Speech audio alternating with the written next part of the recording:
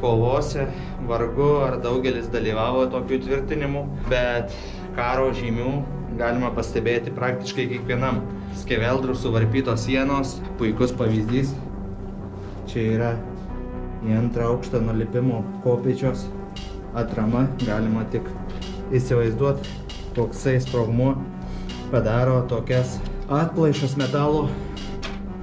Lubos visos yra iš metalo ir realiai galima matyti, kur yra skeveldrų žymės.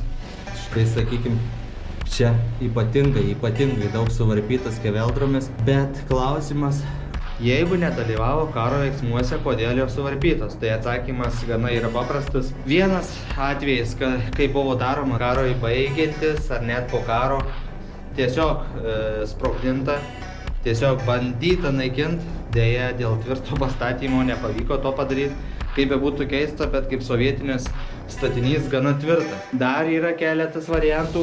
Atėję naciai dar tik tais įžengė į tuometinę sovietų teritoriją.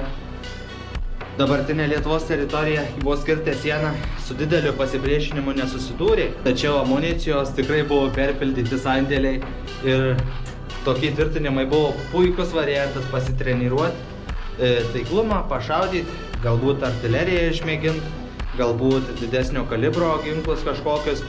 Tai išoriniai deformacijos išorinis nuo to greičiausiai atsirado. Na, o paskutinis variantas dar tęsiasi net iki šių dienų, kai yra randami sprogmenys likę po karo, o jų tikrai yra daug. Tai dažnu atveju išminuotojai atveždavo sprogmenis į tokį bunkerį, įtvirtinimą tokį, ir čia juos sunaikindavo. Gana saugiai, kaip matom, net realiai per daug nepadaryta žalos. Tai dėl to pagrindiniai atsirado visi šitie defektai.